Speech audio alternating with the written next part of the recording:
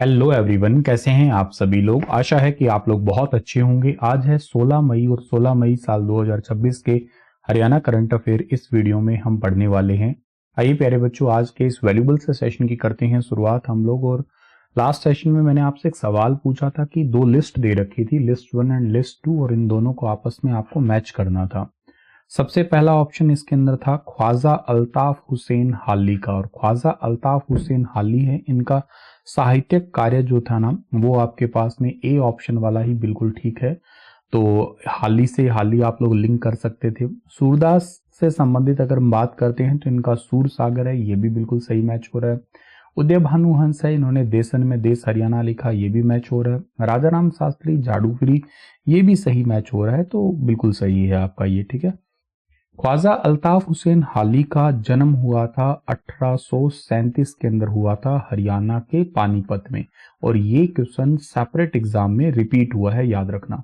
ये उर्दू साहित्य के एक बहुत ही महान कवि थे, इनको आलोचक कवि भी कहते हैं, इनको मिर्जा गालिब के स्टूडेंट भी कहा जाता है। इवन इनको ब्रिटिश गवर्नमेंट ने कई उपाधियां दी थी, उस उपाधि में से एक उपाधि थी शम्स उल उल्लेमा की उपाधि, जो एग्जाम के लिए फिर से इंपॉर्टेंट है। इन्होंने एक तो साहित्यिक रचना इनकी हो ही गई है, इसके अलावा भी साहित्यिक रचना इनके एग्जाम में आ सकती है, वो आपको याद रखना है। एक तो यादगार ए गालिब, ये भी एग्जाम के लिए जरूरी बनती है, यादगार ए गालिब। इन्होंने अपने गुरु गालिब की जीवनी लिखी थी एक्चुअली इसके अंदर। और इसके अलावा एक और एग्जाम में पूछ सकते हैं हमसे हयात ए जावेद, ये भी आपको याद रखनी है।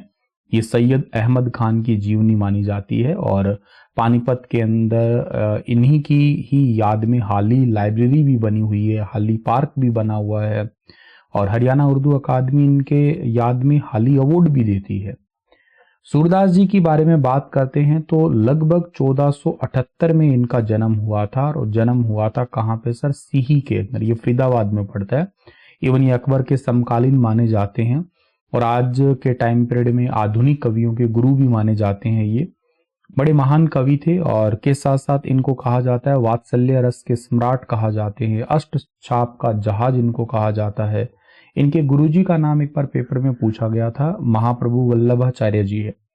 इसके अलावा एक तो सूर सागर तो ठीक है, साहित्य लहरी भी आप याद कर सकते हो, सूर सरावली भी याद कर सकते हो, हरियाणा के अंदर काफी इंपॉर्टेंट इनका नाम है। और के साथ साथ आपको एग्जाम के पर्सपेक्टिव भी याद रखना है ये नाम। उदय भानुहंस जी के बारे में अच्छे से आप लोग जानते ही होंगे, इनका जन्म हुआ है 1926 के अंदर हुआ है, और 1926 में इनका जन्म हुआ था।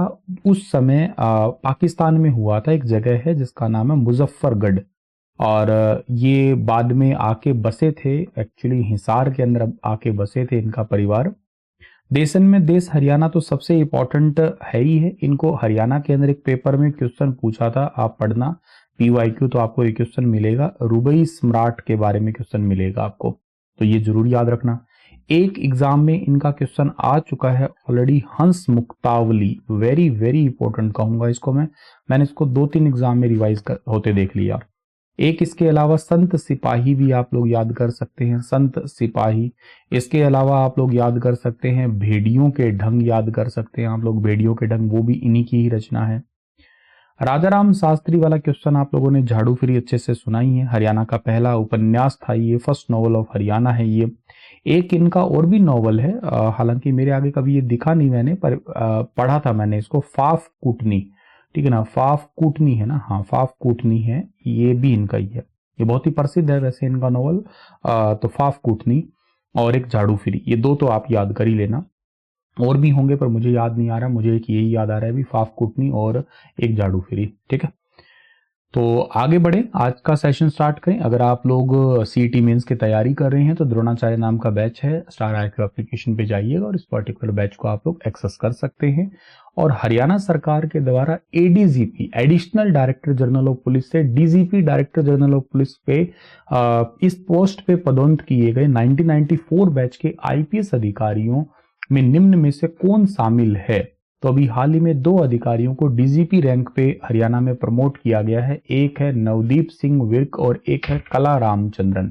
कला रामचंद्रन जी का क्वेश्चन HSSC ने ऑलरेडी पूछ लिया है। ये गुरुग्राम की पहली महिला जो है ना वो जिला की अधिकारी बनी थी, तो ये क्वेश्चन काफी जरूरी भी है क्योंकि HSSC ने पूछ लिया। तो हो सकता है ये क्वेश्चन आपको कभी कहीं और दोबारा मिले, अब किसी और रूप में मिले। कला रामचंद्रन का नाम अब आपके लिए DGP रैंक के लिए आ चुका है। तो हरियाणा सरकार ने 1994 बैच के 2 वरिष्ठ IPS अधिकारी को अतिरिक्त पुलिस महानिदेशक additional director general of police से DGP बना दिया है। वैसे करंट में नवदीप जी हरियाणा स्टेट एनफोर्समेंट ब्यूरो और इनके पास एक्स्ट्रा चार्ज है विजिलेंस एंड सिक्योरिटी डिपार्टमेंट के निदेशक भी हैं पंचकुला में। ये कला रामचंद्रन जी के पास में करंट में हरियाणा पुलिस अकादमी मधुबन की निदेशक है ये। इसके अलावा इनके पास में forensic science library Madhuban Karnal का एक्स्ट्रा चार्ज है। वेतन दोनों अधिकारियों का लेवल 16 में प्रमोशन हुआ है और ये प्रमोशन कैडर 1954 और IPS वेतन नियम 2016 के तहत किया गया है। ये आदेश जारी किए गए हरियाणा के ACS जो कि सुधीर राजपाल जी है, गृह विभाग के अतिरिक्त मुख्य सचिव इनको बोला करते हैं हम लोग। वैसे हरियाणा में टोटल DGP रैंक के कितने अधिकारी, देखो नवंबर 2025 तक की बात करते हैं तो 1993 बैच के 2 अधिकारी आलोक मित्तल और AS चावला को प्रमोशन के बाद DGP रैंक मिली थी। टोटल 7 हुए थे। 31 दिसंबर 2025 को हरियाणा में कार्यवाहक DGP OP सिंह सेवा निवृत्त यानी कि रिटायर हुए थे, तो संख्या घट के 6 हो गई। अब 2 मई 2026 में 2 ऐड और हो गए तो 6 + 2 यानी कि करंट में DGP रैंक हरियाणा में DGP रैंक के अधिकारी टोटल 8 हो गए हैं। हरियाणा के अंदर करंट में DGP कौन है, मुख्य रूप से DGP कौन है, ये DGP रैंक के हैं। अब जब एक फाइनल DGP जो मुख्य रूप से चुने जाते हैं वो इन्हीं में से ही फिर एक अधिकारी होंगे, सीनियर मोस्ट अधिकारी होंगे, उनको ये पद सौंपा जाएगा। जैसे OP सिंह जी है वो रिटायर हुए थे तो 1 जनवरी को आए थे हरियाणा के नए DGP। अब 1 जनवरी 2026 को कौन आए थे कमेंट में आप लिख के बता सकते हैं, अच्छे से याद ही होगा वैसे तो आप लोगों को। हरियाणा सरकार के द्वारा भूमि संबंधी विवादों के समाधान के लिए सभी डिस्ट्रिक्ट में कौन सी व्यवस्था स्टार्ट करने की घोषणा की गई है, तो भूमि संबंधी विवादों की समस्या के लिए हरियाणा के अंदर राजस्व लोक अदालतें स्टार्ट करने की घोषणा की गई है। हरियाणा के जितने भी डिस्ट्रिक्ट है उनमें जमीन से संबंधित विवाद, अब जमीन के विवाद तो होते ही रहते हैं, आपस में भाइयों के हो जाते हैं, पड़ोसियों के हो जाते हैं, और उनको अगर सही तरीके से सॉल्यूशन उनका लेना है तो उनके समाधान और समय पे डिजिटली समाधान भी मिल जाए ताकि इन फ्यूचर के लिए एक रिकॉर्ड भी मेंटेन रह पाए। तो इसके लिए हरियाणा के अंदर लोक अदालतें लगने वाली है और digital court case management system होगा। राजस्व मामलों के त्वरित निपटारे के लिए इस नए सिस्टम को लागू किया जा रहा है। और राजस्व एवं आपदा प्रबंधन विभाग के अतिरिक्त मुख्य सचिव एवं वित्तायुक्त के द्वारा इसकी जानकारी दी गई है। डॉक्टर सुमिता मिश्रा जो है हरियाणा में पटवारियों को नई तकनीक सिखाने के लिए एक राज्य स्तरीय प्रशिक्षण केंद्र खोला जाएगा। नए पटवारियों को लैपटॉप और टैबलेट और हाई स्पीड इंटरनेट भी दिया जाएगा। फेसलेस रजिस्ट्रेशन होगा। दूसरे राज्य या विदेशों में रहने वाले लोगों के लिए बिना व्यक्तिगत उपस्थिति के रजिस्ट्री की सुविधा दी जाएगी। हरियाणा में अब सभी प्रकार के स्टाम्प की बिक्री पूरी तरीके से ई स्टाम्प के माध्यम से ही होगी, ऑनलाइन हो गया, ये भी इलेक्ट्रॉनिक हो गया। राजस्व विभाग के डेटा सेंटर्स के लिए हार्ट्रोन के माध्यम से एक नया अपडेटेड डेटा सेंटर है वो सेटअप किया जाएगा। और शहरी संपत्ति के राजस्व रिकॉर्ड को प्रॉपर्टी ID के साथ में लिंक किया जाएगा। कृषि विभाग के सहयोग से भूमि रिकॉर्ड का 100% डिजिटलीकरण और जियो टैगिंग करके हर लैंड पार्सल का यूनिक नंबर जनरेट है वो भी किया जा रहा है। और एक नया डिपार्टमेंट है आपदा अग्नि और आपातकालीन सेवाओं के लिए अलग से एक स्वतंत्र विभाग बनाने का प्रस्ताव है। क्वेश्चन मोस्ट इंपॉर्टेंट है। वर्तमान में ये योजना हरियाणा के 8 जिलों में चल रही है और इसका विस्तार सभी जिलों के अंदर फिर किया जाएगा। हरियाणा एडवांस कंप्यूटिंग फैसिलिटी किस जिले में स्थापित की जाएगी, तो हरियाणा में एडवांस कंप्यूटिंग फैसिलिटी सेटअप की जाएगी पंचकुला डिस्ट्रिक्ट में। AI हब जो है ना हरियाणा के 2 डिस्ट्रिक्ट में बनेंगे, एक तो बनेगा हरियाणा के गुरुग्राम में, एक बनेगा पंचकुला के अंदर, और एडवांस कंप्यूटिंग फैसिलिटी बनने वाली है पंचकुला में।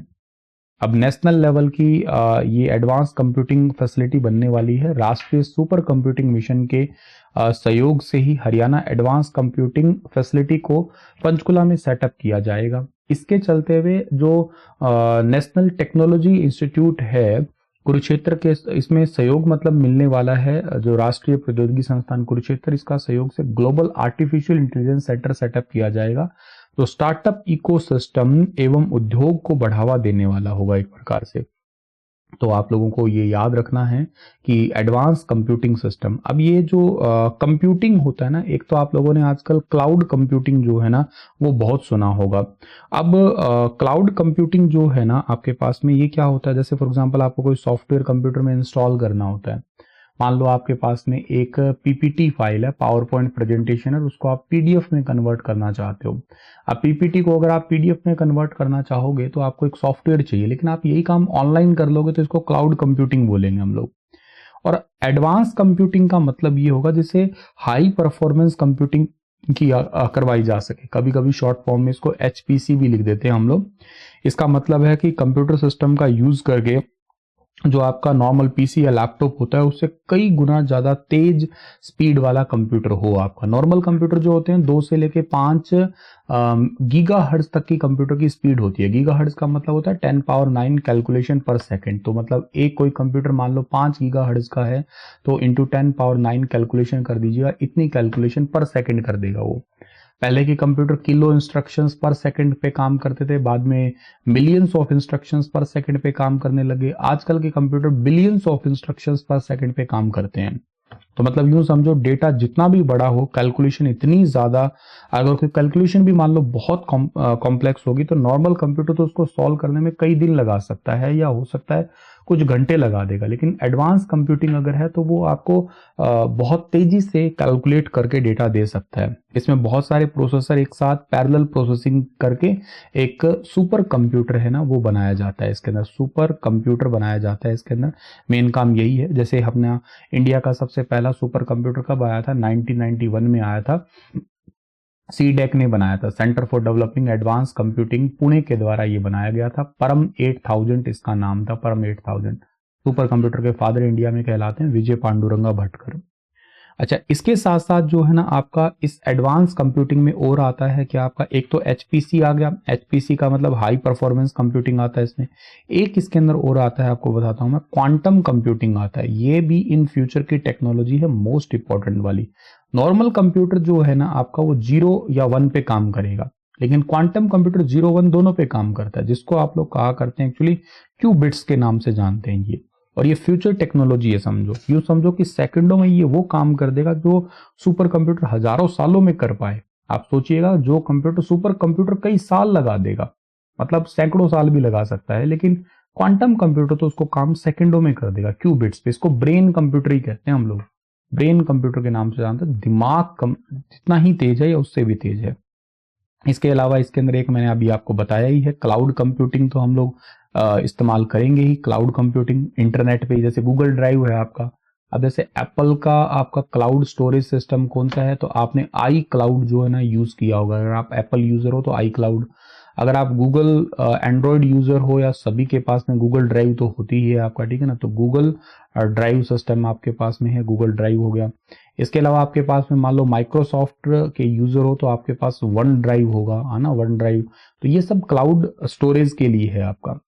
एक और आता है हाई परफॉर्मेंस कंप्यूटिंग में या एडवांस कंप्यूटिंग के अंदर आपका पार्ट, जिसका नाम है एज कंप्यूटिंग बोलते हैं उसको हम लोग, एज कंप्यूटिंग। अब एज कंप्यूटिंग जो है ना आपका ये क्या है सर, ये डेटा को वहीं प्रोसेस करना जहां से वो बन रहा है। जैसे यूं मान लो इसमें लेटेंसी कम होती है। एज कंप्यूटिंग में ना एक आजकल आईओटी बहुत चल रहा है, इंटरनेट ऑफ थिंग्स। जैसे मान लो घर के अप्लायंसेस से इंटरनेट से कंट्रोल करना, मैं वॉशिंग मशीन से कपड़े धोना चाहता हूं तो इंटरनेट से मैंने कनेक्ट कर रखी है वॉशिंग मशीन, बशर्ते उसमें वो फैसिलिटी होनी चाहिए। तो मैंने फोन से ही उसको ऑन ऑफ कर दिया। घर का गेट है उसको लॉक अनलॉक मैं फोन से कर सकता हूँ, कार को कंट्रोल कर सकता हूँ, एसी कंट्रोल कर सकता हूँ। तो मतलब डिवाइसेस को इंटरनेट के थ्रू ऑन ऑफ करते रहना आपका यहाँ पे, ठीक है। तो जो बेसिक कंप्यूटर जो होते हैं ना वो आपके गीगा फ्लॉप्स में ही काम कर सकते हैं। मतलब बेसिक जो सुपर कंप्यूटर होते हैं, क्योंकि सुपर कंप्यूटर का स्पीड जो होता है वो आपका FLOPS में मेजर करते हैं हम लोग, फ्लोटिंग पॉइंट ऑपरेशन पर सेकंड। तो आजकल एक्सा फ्लॉप जैसे कंप्यूटर उसमें भी काम हो रहा है आपका। तो ये पंचकुला के अंदर एक बहुत इंपॉर्टेंट सेंटर हमारे हरियाणा में एडवांस कंप्यूटिंग फैसिलिटी का सेंटर सेटअप होगा। अब इसका बेनिफिट हमारे पास में, जैसे नई दवाइयों की खोज हम कर पाएंगे, मतलब न्यू वैक्सीन बन जाएगी समझो, मॉलिक्यूल्स को अच्छे से पढ़ पाएंगे, डिफेंस सिस्टम में, स्पेस सिस्टम में डेटा एनालाइज करना है अगर हमें, तो ऐसे मल्टीपल जगहों पे हम लोग यूज कर पाएंगे। स्टूडेंट का डेटा हो गया, या आर्टिफिशियल इंटेलिजेंस सेंटर तो बन ही रहा है, तो और इंडस्ट्रियल डेटा, इंडस्ट्रियल ग्रोथ, ऐसे मल्टीपल सेंटर्स में हम लोग इसका यूज कर पाएंगे। इंडिया में एरावत एक सुपर कंप्यूटर बहुत तेज है, परम सिद्धि एक बहुत तेज है ना, तो ये आपको पता रहने चाहिए। हरियाणा में बेस ईयर 2011-12 के बजाय कौन सा किया जाएगा? हरियाणा में बेस ईयर रिप्लेस किया जा रहा है, साल 2022-23 का अब रिप्लेस हो गया 11-12 से। केंद्र सरकार के दिशा निर्देशों के अनुसार हरियाणा में बेस ईयर 11-12 से बदल कर 22-23 किया जाएगा। सभी राज्यों को भारत के लेवल पे इस नए आधार वर्ष का कार्य स्टार्ट करना होगा। हरियाणा में जब भी आर्थिक प्रगति को देखना हो, प्रति व्यक्ति आय को देखना हो, ऐसे कोई डेटा हमें कोई बदलता है ना, उसको देखने के लिए अब से हम 11 से 12 का बेस ईयर मानते थे, तब केंद्र सरकार ने बदल के इसको 22-23 कर दिया है। हरियाणा के राज्यपाल ने किसके द्वारा लिखित 2 किताब अंडा वंदना पड़ाव और संघर्ष और सामाजिक हथौड़ों में बहादुर पुरुषार्थ का विमोचन किया है? ये किताब लिखी है संख्य चतुर्वेदी के द्वारा। ऑप्शन नंबर ए ठीक रहेगा। और हरियाणा के जो पूर्व राज्यपाल रहे थे, ठीक है ना, हरियाणा के पूर्व राज्यपाल बंडारू दत्तात्रेय, ठीक है ना, पूर्व राज्यपाल लिखेंगे हम लोग इनको पूर्व, क्योंकि अभी तो जो राज्यपाल है करंट में उनका नाम आपको याद है ही, प्रोफेसर असीम कुमार घोष है, ठीक है। और इन्होंने 2 किताबों के भव्य विमोचन और अपने निजी सचिव संख्य चतुर्वेदी के द्वारा लिखित किताब जो है ना, उनकी किताबों का बेसिकली विमोचन किया गया है, ठीक है। तो ये किताबें आप लोगों को याद रखनी है कि 2 किताबें हैं और ये हरियाणा के राज्यपाल जी के द्वारा जो है ना वो इसका विमोचन किया गया है, तो ये ध्यान रखना आप लोग। और इसके बाद में जो अगली बात है, अंडा वंदना जिंदगी और संघर्ष में सत्य और ईमानदारी दिखाता है, वही सिखाता है कि परिस्थितियां आज जैसी भी हो उन परिस्थितियों के साथ में हमें जो है ना वो चलना चाहिए या अपने परिस्थितियों के अनुसार ही ढलना चाहिए। तो ये एक पॉइंट इंपॉर्टेंट है आपका यहाँ पे, ठीक है। और इसके साथ साथ कुरुक्षेत्र और जो महाभारत के भीतर मानवता का पवित्र युद्ध क्षेत्र है, जो मानव जीवन में नैतिकता और अध्यात्म जो है ना उसको दिखाता है। तो अद्वैत वेदांत और मतलब शंकराचार्य के स्पष्ट रूप से प्रतिपादित है, ठीक है। नहीं, राज्यपाल तो करंट वाले ने ही लॉन्च की है, बंडारू दत्तात्रेय तो पहले वाला, करंट वाले ही हैं जिनका नाम है असीम कुमार घोष, ठीक है ना, प्रोफेसर असीम कुमार घोष है। अभी वालों ने लॉन्च किया, इसको एडिट कर देना आप लोग, ये तो पहले वाले थे, उन्होंने भी ये किताब लॉन्च की थी, पर ये वाली नहीं है, हरियाणा से रिलेटेड नहीं है ये, ठीक है। हरियाणा वाले में तो अभी करंट राज्यपाल का नाम ही लेना आप लोग, जिनका नाम क्वेश्चन में तो ठीक लिखा है, यहाँ पे बस असीम कुमार घोष कर लेना आप लोग, ठीक है। चलिए आगे बढ़ते हैं। 13वीं नेशनल सीनियर पुरुष एवं महिला स्टेक जो टकरा चैंपियनशिप है उसमें हरियाणा ने कौन सा पदक जीता है? तो अभी सीनियर चैंपियनशिप हुई थी, 13वीं नेशनल सीनियर पुरुष का एक का आपकी चैंपियनशिप हुई थी, पुरुष और महिला दोनों की चैंपियनशिप हुई थी वैसे तो ये वाली। और इस चैंपियनशिप में मेडल जीता गया है कौन सा सर? गोल्ड मेडल जीता गया है। बिहार के राजगीर के अंदर 13वीं सीनियर पुरुष एक चैंपियनशिप हुई थी, इसको रग्बी चैंपियनशिप के नाम से जाना करते हैं हम लोग, वैसे रग्बी चैंपियनशिप है आपका, रग्बी 7 चैंपियनशिप है, रग्बी 7 चैंपियनशिप। और इसमें हरियाणा ने जो है ना वो महाराष्ट्र को हराया था, 17-12 के स्कोर से हराया था। इसी के साथ हरियाणा ना रग्बी में 11वीं बार चैंपियनशिप बना है आपका, ठीक है ना। तो रग्बी चैंपियनशिप याद कर लेना, रग्बी 7 चैंपियनशिप, इसमें हरियाणा जीता है, ऑप्शन नंबर ए ठीक रहेगा, गोल्ड इसने जीता है हरियाणा ने, ठीक है। आज का सेशन इतना ही है और आप लोगों के लिए जो एक सवाल है कि निम्नलिखित में से कौन सा कथन हरियाणा के लूर नृत्य की विशिष्ट पहचान करता है? थोड़ा बताना विस्तार से। कल फिर मिलता हूं लेटेस्ट अपडेट के साथ में, हंसते मुस्कुराते जरूर रहना। Thank you so much.